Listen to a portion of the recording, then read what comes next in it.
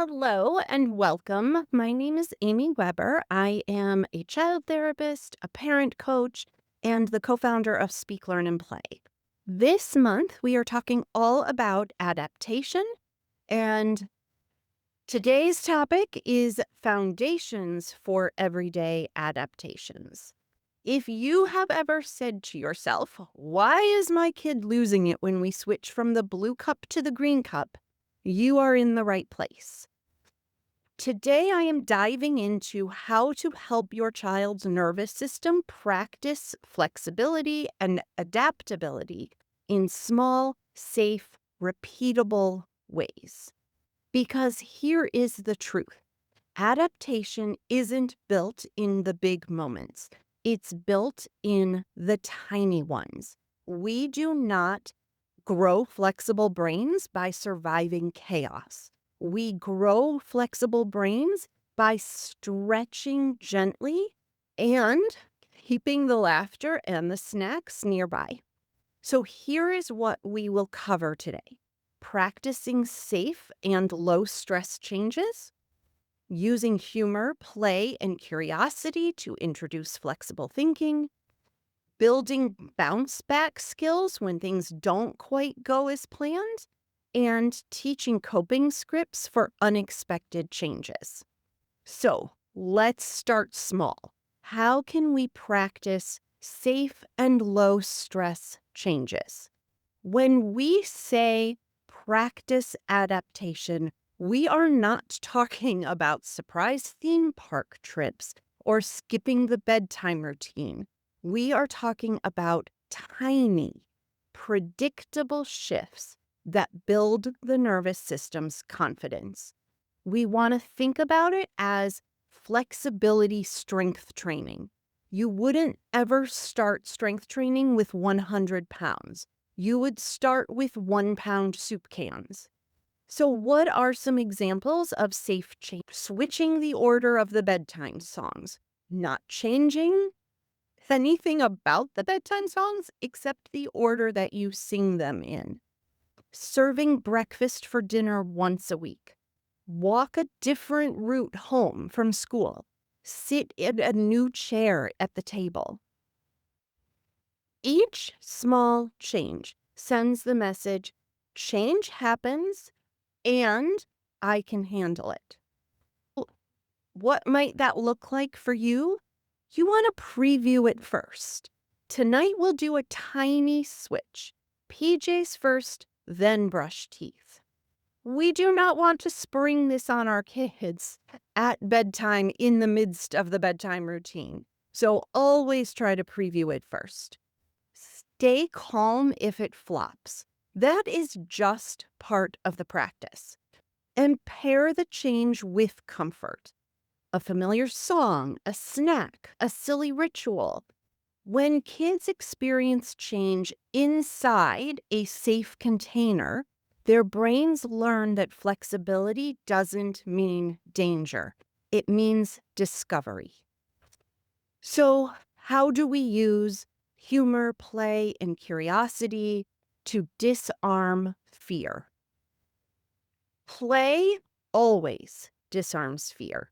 Humor resets the nervous system, and curiosity makes flexibility feel fun instead of threatening.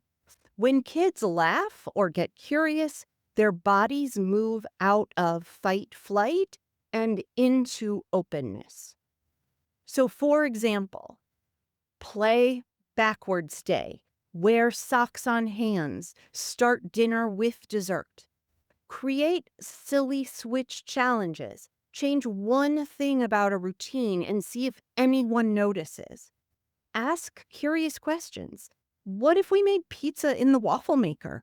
What's the silliest way to brush your teeth? You're teaching the mindset of flexibility, that different can be safe, interesting, and sometimes hilarious.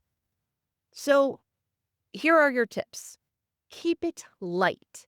Avoid high stakes moments when trying new things. Bedtime routines are not necessarily the time to try some brand new thing.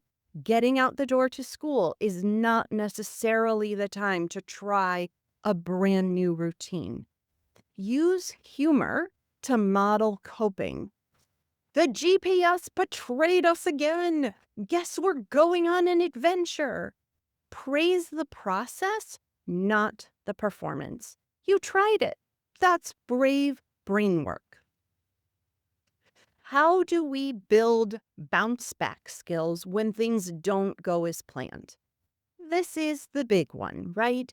Adaptation is not just about handling change, it's about recovering after change goes sideways. That's what I call the bounce back muscle.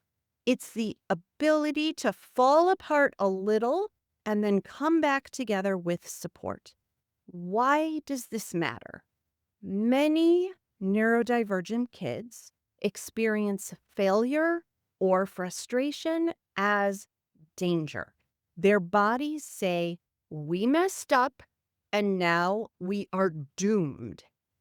We want to teach kids that mistakes and plan changes are survivable.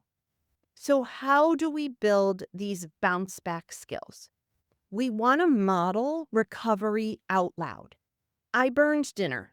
I am so disappointed and frustrated, but I can fix it. Let's do pancakes. Name resilience when you see it. You were upset, but you took a deep breath and you tried again. Make repair a ritual and every single hard moment with connection, whether it's a hug, a joke, a shared snack. Repair tells the nervous system we're okay again. And here is a quick bounce back practice for you. After small disruptions, do a tiny check in with your child. What was tricky about that? What helped you recover? And what should we try next time? This helps your child see their own growth. And the last thing we want to work on is teaching coping scripts for unexpected change. When plans fall short, our kids need more than just reassurance. They need words to help them orient and soothe themselves. Coping scripts are like mental first aid. They are short, predictable phrases that signal safety to the brain. So here are some examples for kids. I didn't expect that. I can take a breath. It's okay if I feel mad or worried. My body will calm down. Plans can change, and I can still be safe. I need a minute.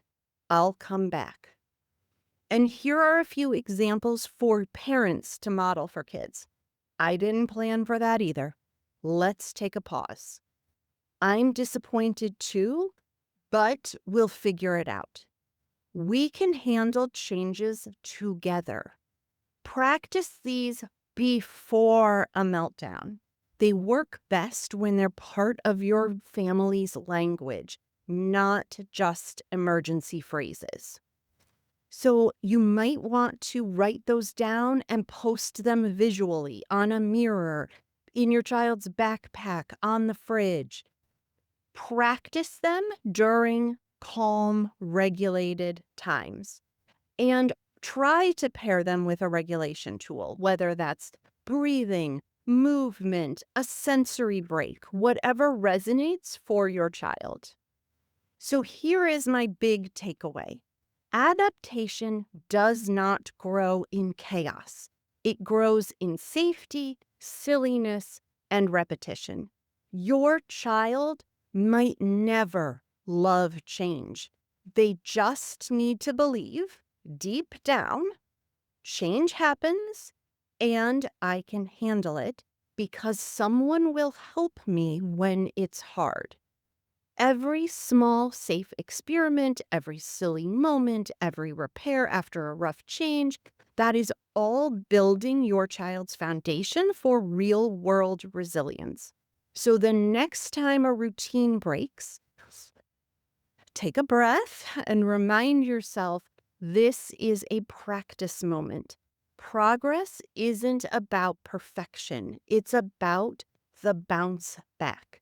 You want to not just raise a flexible child, but you want to help your child feel safe enough to stretch. Thank you so much for being here with me today, and we'll see you soon.